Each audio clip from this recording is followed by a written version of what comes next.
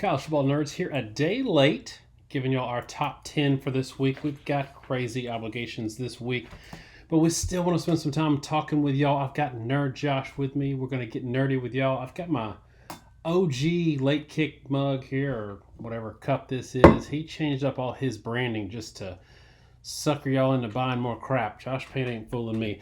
All right, Josh, let's do it like we always do it. Give us your top 10. I'll give you mine, and then we'll get into it.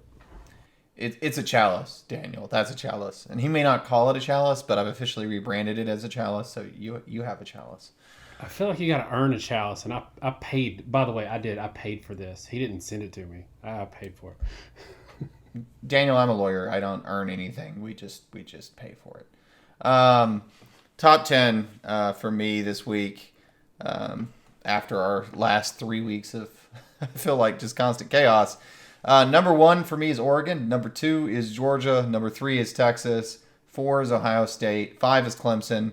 6 is Miami. 7 is Penn State. 8 is Tennessee. 9 is LSU. 10 is BYU. Daniel, what is your top 10? Mine's actually, for once, a little bit different than yours. Number 1, I've got Oregon, then Georgia. Ohio State at number 3. Texas at 4. Clemson at 5. Indiana at number 6, Penn State at 7, LSU 8, BYU 9, and at 10 I have Tennessee. Josh, I want to start with Indiana. I've been dying to put them in my top 10 all year, and here's my argument for it, and you can tell me if I'm wrong. I don't think it's completely unfair to say you can't look at these resumes blind. I don't do that. That's why Indiana has not been in my top 10 to this point. You can't just look at them blind. You got to know coaching staffs, personnel, talent, schedule they played. But let's take a tier down from like the Ohio States and the Georgias of the world and say, if Indiana's resume was what, like let's swap Indiana's logo on their win-loss record with those scoring margins with Wisconsin. If Wisconsin had Indiana's resume, would they be in the top 10? I think potentially.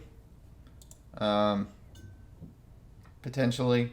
But here's my thing, right? So I hear you, okay? And I'll say, you can go to collegefootballnerds.com, shameless plug. You can go to our 1 through 133, which we need to change to 134. I just realized rankings for all teams of college football. Oh, we just got to change the title. But we have Indiana number 4 in our system. So to your point, in terms of on-field play, which is all our modeling does, Indiana's played really darn well. All they've done is gone out and blow out everybody in front of them.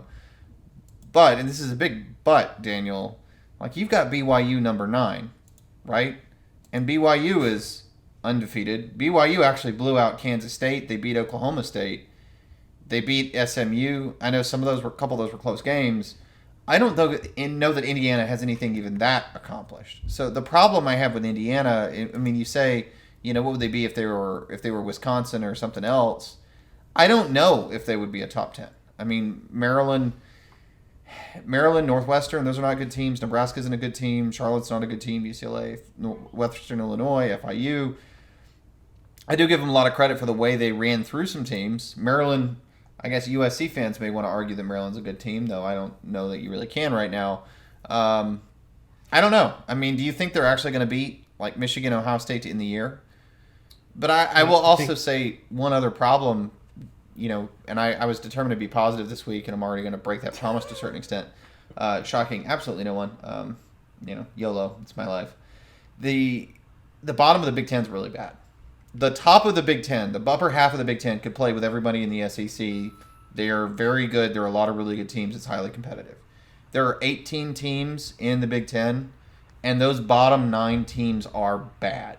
And I don't know. I mean, I'm going to let you talk, and I'm going to pull up FBI because I'm curious. I think there's probably a deal where the top half is all competitive with the SEC, and the bottom half of it is probably worse than almost everybody in the SEC.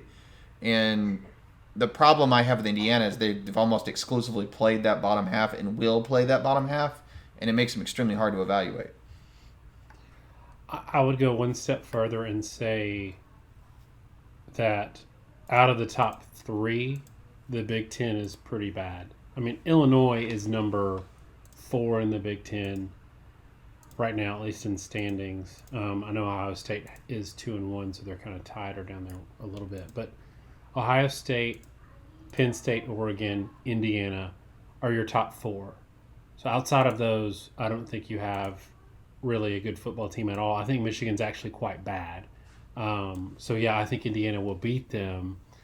But my counter to your BYU point is, and this is where I struggle with BYU a lot, is they beat Oklahoma State at home by 3 points. This is a team that struggled with Arkansas, should have lost to Arkansas, who's not a terrible team, but not a great team. Beat Baylor by 1 score, beat SMU by 3. I think that beating Nebraska 56-7 is more impressive than anything else on this schedule. Now, I also think beating Nebraska this late in the game when they're already a little bit deflated takes a little bit of wind out of it. But honestly, if I'm looking at Indiana's schedule, the only team I think that will be favored against them is Ohio State. It's hard to beat every team on your schedule by multiple scores, even if they're not good football teams, especially coming off a season where you're 3-9 last year, which is the only thing that's really giving me pause, is they weren't good last year. But they seem like a well-coached staff or a well-coached team, and I'm here for it. Okay, Josh, I gotta jump in. You want to circle back to the? Okay. I got to jump in my stat, man. I'm eager. But, I made that point with the Big Ten, and sure enough, yeah. The top half of the Big Ten all are in the top 40. That is through Washington and FPI. And then the bottom half of the Big Ten are all outside the top 40. That's Minnesota and on to Purdue, who's 110th in the country. And if you flip it over and you look at the SEC, Vanderbilt's sitting at 42nd, Kentucky's sitting at 41st, and Mississippi State is at 60th. And what that essentially means is half the Big Ten would be an underdog to every team not named Mississippi State in the SEC. Now, if you talk top 15 teams, the SEC is still very good, but it's a little more even, right? The SEC has 7 teams in the top 15. The Big Ten has 5 teams in the top 15. That's more reasonable. But the bottom half of the Big Ten is really bad. And to that point, Daniel, Indiana has not played anyone in the top half. They have exclusively played teams in the bottom half of that Big Ten schedule. And in fact, the best team they've played is Maryland, who's 48th in that. So, again, apples to oranges. They have played what would be a somewhat weak schedule even in the Big 12. And by SEC standards, they've played like Mississippi State or worse every single game to this point. It's just hard for me to put them top 5. Well, it's hard for me too. That's why I have them number 6. Okay, so at the top, I'll give you my logic on why I have Texas behind Ohio State, and you can argue with me. I think there's one thing that in the back of my mind is in kind of Texas's favor, in that I still don't think Quinn Ewers is 100%. We saw him against Oklahoma missing some pretty wide open throws. I think he's still a little bit off of injury, like not fully there. We also saw that Arch Manning is not, in my mind, he's not really ready. But I do think that kind of jump-started Ewers' mind a little bit and got him back in the game. Having said that, Texas was never really competitive in that game. I know they came on late a little bit. There were some controversial calls and all of that. That game never felt close. Not in the way that Alabama-Georgia felt. That game was never really in doubt. And I look at that being at home for Texas, and then I look at Ohio State going on the road, and that game coming down to a single play, a single bad call, pass interference or whatever. Ohio State is a lot closer to your number 1, in my opinion, than Texas is to your number 2. Honestly, it's hard to totally argue with that. I put Texas ahead of Ohio State. I think just because I think on the whole, when they got their act together, they kind of stayed with Georgia for the rest of the game. I think maybe they played a bad game. Maybe they didn't. I don't know. I can buy it. Both these teams you're talking about ceiling versus what they did in a particular matchup. I think Georgia is better than Oregon, to be frank, on any given day. I'm not going to put Georgia ahead of Oregon because Georgia slipped up and lost a game to an Alabama team that is turning out not to be that phenomenal. And you have to put them behind Oregon. But from a quality perspective, it says something to me that Ohio State lost to Oregon. But to your point, Texas lost worse to Georgia. Those top four, I feel like, are clearly in their own class. We both have Clemson number 5, and Georgia throttled Clemson. Like, there's a gap. The gap is just as bad as it had been in recent years from the elites to the non-elites. There's not really anybody close to them. They'll probably, some of those will lose some random games off and on. I want to take this second to expand on a couple more things, though, Daniel, on that point. This has been kind of a week of, for maybe some fans unfortunate, but for us a little bit of vindication, I think, in some things we said. Because one of the big things that I took a ton of heat for, you took a ton of heat for in our video for the Texas-Georgia preview, we were kind of split on who was going to win that game. But one thing we felt pretty confident on is that we didn't love Quinn Ewers. And I have not loved Quinn Ewers since he was the starting quarterback at Texas. I think he's a good quarterback. I think he's just a good quarterback. And that's become a big insult because of what the media wants him to be. And I think that panned out. I mean, a lot of our concerns, the fact 31-12 over Michigan was this big blowout statement win. 2 weeks ago, Washington beat him 27-17. Illinois just beat him 21-7. That game does not look like a statement win anymore. Some not phenomenal teams have done that. And when you start going down Texas's schedule, 35-13 Mississippi State in a sluggish game doesn't seem like a lot. Oklahoma is just an inept team. Outside that, the schedule is trash. Daniel, I'm going to be honest. When you go through it, seeing how Ewers look, when I started with Ewers, because I made the point that in these big games, he struggles when he's pressured and he doesn't throw the deep ball very effectively at all. And those problems showed up all over again. I don't know how you can really be sold that this Texas team is actually that much better than they were last year, or that they're even necessarily better than they were a year ago. And the rest of the schedule is pretty tough. I mean, Vanderbilt has turned out to be a pretty good team. Florida's not an easy team. Arkansas is not an easy team. Kentucky, Texas A&M is looking really good. I really don't foreclose the possibility that Texas isn't going to lose another game. At the same time, Alabama's kind of gotten exposed off and on, and we could have a whole discussion about Jalen Milroe, whether he's going to be the starter or whatnot. There's this round robin going on with all these schools and teams losing. But all that suffice to say that it's clear when you play really high-level defenses, they expose you in ways that other teams can't do. We've said it for years. We saw, Oregon, Ohio State talked about in that game. And one of the big things we're seeing, I think, and I saw this in some Twitter stuff and preview or review stuff for Texas, is there's a play where Ewers throws an interception and say there's nothing you could do about that. The Georgia corner's in zone. He looks like man. He rolls off and picks off an out route. And my counter to that is, there is something you can do about it, which is you just kind of have to hold the ball and wait to see what coverage is. The whole game now is about these split field, disguised coverages, man that looks like zone. And when you play bad competition, you can go out there and just rip them apart because you can line up and throw and you can do RPO and your guys are going to be open and you're going to complete the pass. But when you play these high-level defenses, if you try to do that, and Carson Beck has had this problem a lot this year, you're going to get picked off because they disguise stuff. And if you don't take a couple beats to read coverage, you're going to throw into traps.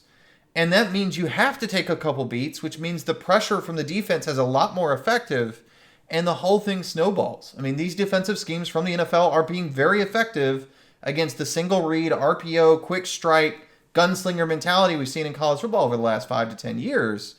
And it's biting a lot of people, Texas included. And I also think even more than ever, you have to be really skeptical of a lot of these high-power offenses until they play a team that has that kind of defense with that kind of scheme and that kind of talent that makes you play a little bit slower and see if you can read and react. Because those old style skills playing the quarterback position are just super important now in a way that they weren't 5 years ago. Yeah, and to that point, we've talked about this with a few quarterbacks. Quinn Ewers was in a draft class that out of high school, he reclassified, but out of high school that was at the peak of RPO offensive craziness. He committed to Ohio State in October of 2020. That year, Ohio State gave up 52 points in the national championship game. Alabama beat Florida that year 52-46 in that SEC championship game, if you remember that. That was the year that I'm just looking at the schedule, like 63-48 Alabama beat Ole Miss, and that was the national champion. And we've seen this dramatic fall off now that defenses have figured out the RPO. They've also figured out the NFL, because there was a little bit of this creeping into the NFL, maybe more than a little bit there for a while, and they figured it out, and that has trickled down to the college game. And a lot of these quarterbacks who were evals for, you're a 5-star quarterback in our RPO system, these guys are having a struggle because the shift has now gone to less about the RPO and more about just playing fundamental pro-style football. And a lot of these quarterbacks didn't do that in college and haven't done that for a couple of years in college offenses. I think it's a fair point. I think that you're right. The top 4 could beat any of them, each other on any day. And I think that, an Alabama beat a Georgia because Alabama is still Alabama in terms of talent. They could spring that offense on Georgia. Milroe's at home. He wasn't rattled. It's a different Milroe than we saw on the road. But it's still Georgia. And you saw that Saturday against Texas. And that was really Texas's first look at, I thought they handled Carson Beck in that offense pretty well. I said that they might be shocked. But it was also their first look at a truly aggressive defense that's full of NFL talent. And I don't think Michigan is that, by the way. I think they've got some good players, but I don't think it's the same level of explosiveness. I got to ask you, Josh, about one that I struggled with, and you've got higher than me, and that's Tennessee. I didn't really want to put them in my top 10. I feel like on resume and on win-loss, you kind of have to, and that's why I have them at 10. Josh, where would you have Alabama ranked right now? They would be top 15. They're hovering somewhere around 12 or 13, probably. Okay. Do you think Tennessee wins Saturday if that game was at Bryant-Denny Stadium? Probably not. And I don't either. And that's they deserve the win. Home road splits, that doesn't matter. A win is a win. I'm not taking anything away from Tennessee, but I'm talking about in terms of where you rank these teams. I don't think Tennessee is better than Alabama on a neutral field. That's not me pumping up Alabama. That's me saying I don't think Tennessee is a top 10 team, in my opinion. I put them there because behind them is like a Notre Dame who lost to NIU. There's Alabama floating around back there who they just beat, so it's tough. But I really struggled with that. But then looking all around them, Josh, you've got Penn State and LSU who have also at times this year not looked great. Yeah, I think LSU is going to lose, to be completely honest, Dan, multiple games through the rest of the year. They still play Texas A&M, Alabama, Florida, Vandy, and Oklahoma. I think they're going to drop 2 games. It's tough, but this is the same spot we've been in, right? Anything from around 7 or 8 running through about 15, it feels like you could pick somebody out of a bag. There's a lot of interchangeable teams due to resume issues. LSU's loss to USC has looked less and less forgivable. What is it? USC's 3-4 now? And then you look at the rest of their schedule. South Carolina was blowing them out until Sellers got hurt. UCLA, Nicholls, South Alabama, you can toss to the side. Close win against Ole Miss, I guess, is worth a lot or worth something. The Arkansas win is the thing that pushed me over, Daniel, because it's the first dominant win over a good team they've had all year. I mean, they've played 4 real teams. They lost one. They probably should have lost to South Carolina, and they kind of maybe should have lost to Ole Miss. And they finally beat an Arkansas team that I don't think is overly good, but is pretty good, soundly. But I'm kind of with you. I have them there because of what they've done, and LSU fans don't get too angry with me. From a quality perspective, it's hard for me to see them maintaining that. But again, you look at our 1 through 134 ranking, and LSU's 9th, Alabama's 12th, which is about where I have them. The red flags there are actually BYU's at 14, Penn State's at 15. Georgia's actually all the way down at 17, which speaks to how poorly they've played in a couple close games that they won. Ole Miss is the weird one all the way up at number 3, probably due to how dominant they were in their wins. That may or may not hold. I don't know that it will. But, LSU seems to be justified in that spot, is what I'm really getting at. But then again, you talk about Tennessee, and if is LSU, would I pick them over Tennessee? I don't know. I think Tennessee may have the best defense in the country, or it's something very close. They're top four, top five run and pass in our metrics. They are probably the best run defense. I'm just not sure how good their pass defense really is, given how shaky Alabama was, and I think they may actually get exposed there. LSU's not as complete a team, but the offense is better. So, outside that top four, which is in their own class, I mean, you can take them a bag and sort of throw them. The people that are probably going to be the most offended at us, as normal, is probably going to be the Penn State fans. But, that again, 33-30 over USC is not actually a good look right now. It doesn't separate yourself from LSU. The rest of the schedule is not particularly good. Illinois 21-7, I guess, looks a little better. But, our 1 through 133 tells a tale too there, right? Like that has them 15, still behind Alabama. Right there, actually, neck and neck with South Carolina is where it has them. I don't think any of these teams have done enough to distance themselves to say for sure you're ranked in a bad spot. The one that's telling to me, Daniel, I'll let you comment on, is Miami. I mean, you don't even have Miami in your top 10? I mean, I have them number 6. You want to comment on that? Yeah, I mean, they had another game where they had to pull away late against a pretty mediocre team. People are going to come at me about Louisville being decent. They're fine. Miami, my issue with Miami is, and that game was a lot closer. I think they ended up winning by 2 scores, but it was a 1-score game all the way throughout. It ended up 1 score. They distanced themselves and then clawed it right back right at the end. I watched most of that game, and I didn't think they were much better. I felt like they were slightly better than Louisville, which is what the score showed. Their defense is atrocious. Giving up 38 to Cal is just unforgivable at this point if you look at the rest of the resume. They needed ref help in back-to-back weeks to beat Virginia Tech and Cal. Cal, by the way, lost more comfortably to Florida State. And then they were fighting for their life against Louisville. I don't think their defense is good enough for them to get separation against a mediocre team. I think they'll score on anybody, but they're going to give up 40 points plus to any team with a pulse on offense. Until they beat somebody comfortably that's top 50, I'm not going to put them in my top 10. And look, they're going to kill me for it. I've got teams with losses in the top 10, but this is what we've said for years. It's okay if you don't have a good schedule, if you go out and handle your business. Like, if you wanted to be judged as an elite, we can't crush you for having a weak schedule because you played in a weak conference or whatever. Miami did their part and they scheduled Florida. Florida's whatever. My issue is you're out there playing a game where you're clawing for your life against a Cal. What if you had to play Texas A&M that Saturday? What if you had to play Penn State that Saturday? You would not have a win. The only reason they're undefeated right now is because they haven't played anybody. I got a question for you, and it's about Vanderbilt. They're ranked this week, and it's going to be short-lived in my opinion.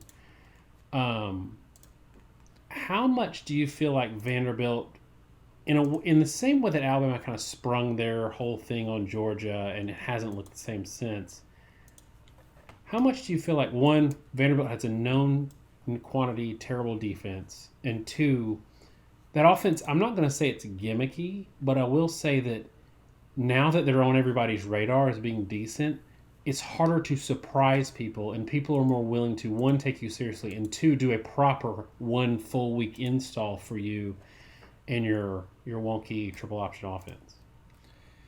The problem with Vanderbilt that I think no one really wants to talk about is the defense is bad, right? Like, objectively bad. We have them in the 60s through 90s in most defensive metrics. They're allowing 26 points a game. That's 68th. Passing defense, we have them at 96. Rushing, we have them 68th. It's also interesting in rush offense, relative performance rush offense, and their triple option team, per carry, we only have them 104th. Rushing yards per game, they're only 78th. Like, they're not actually running the ball that well. The reason they are where they are is that they're 13th in our metrics in passing. And I know player stats, and if I can pull this up on the fly, like Pavia, we have him at 19th right now, rank in our quarterback rankings, our Nord Performance Index stuff, where we do a compilation of stats. It's kind of cool in QB. It's a thing we've kind of subtly hid because we toyed around with it. I agree with you. I think the nature of the option, like you said, it's not a gimmick, but it is the triple option, and it's more of a veer option offense. It's not really a true option offense, to be clear. But it is a gimmick offense. And if you don't play assignment football, it can beat anyone. But this is the trick, Daniel, that I think we're going to see, and we'll see it, I think, quite possibly against Texas. It is so dependent upon the defense's ability to play assignment football that it's going to look kind of similar whether they play Georgia State or whether they play Texas and Georgia.